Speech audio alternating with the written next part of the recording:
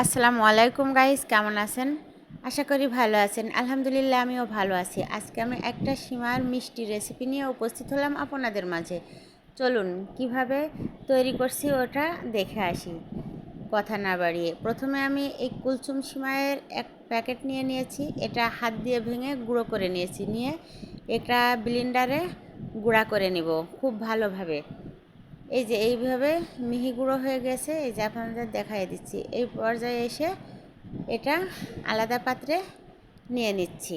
Fry প্যানে 2 table চামচ মতো ঘি দিয়ে দিয়েছি। এবার 1 মিনিট মতো ভেজে নিব। চুলাটা এখনও জ্বালাইনি। আমি ঘি দিয়ে সিমাইটা দিয়ে দিয়েছি। এবার স্বাদ মতো লবণ দিয়ে দিব। লবণটা একটু বুঝে দিবেন যাতে পরিমাণে বেশি না হয়ে যায়।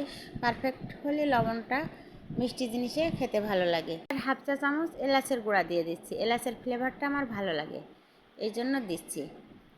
আপনাদের ভালো লাগলে দিবেন, না লাগলে দরকার নয়।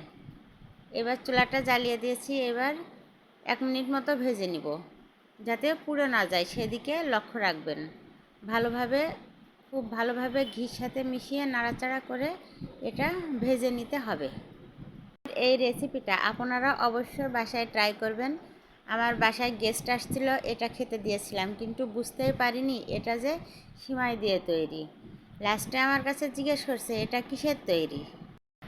বলার পরে বুঝতেই পারে না, বলে যে কি এটা মনেই হচ্ছে না এটা যে সিমাইয়ের তৈরি।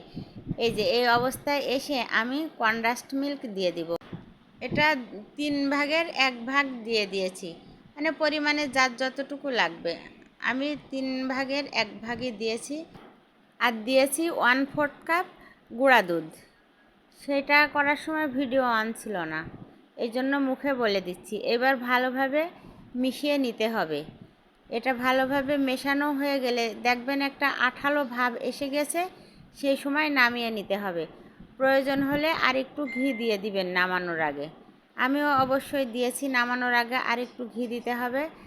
আর এই কাজটা করবেন ওষুধের কৌটার ভিতরে যে একটা ওষুধ খাওয়া কৌটা মুখ থাকে, ওইটাই করে তৈরি করতে হবে। না এই যে লিচুর যে প্যাকেট আছে লিচির, ওই প্লাস্টিকের ওই কৌটাই করে আমি এই দুইটাই করে করেছি।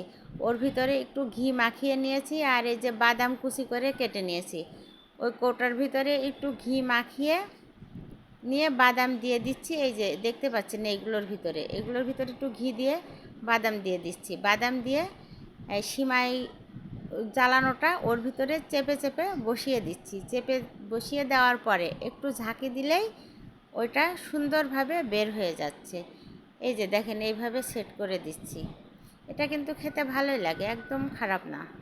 এই কাজটা কিন্তু গরম থাকা অবস্থায় করতে হবে, ঠান্ডা হয়ে গেলে আবার শক্ত হয়ে যাবে। যত তাড়াতাড়ি সম্ভব এটা তৈরি করে নামিয়ে নিতে হবে।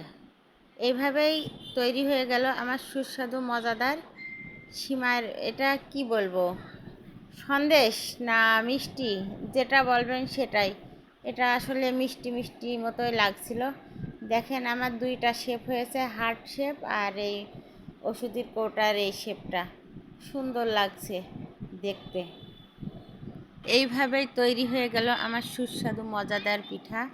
আপনাদের যদি এই রেসিপিটি একটু ভালো লেগে থাকে, আমার ইউটিউব চ্যানেলটি সাবস্ক্রাইব করে পাশে থাকবেন। আর ফেসবুক পেজটি লাইক ফলো দিবেন, আর একটু শেয়ার করবেন। আবারও ফিরে আসবো নতুন কোনো রেসিপি নিয়ে। সেই পর্যন্ত ভালো থাকবেন, সুস্থ থাকবেন। আল্লাহ হাফেজ।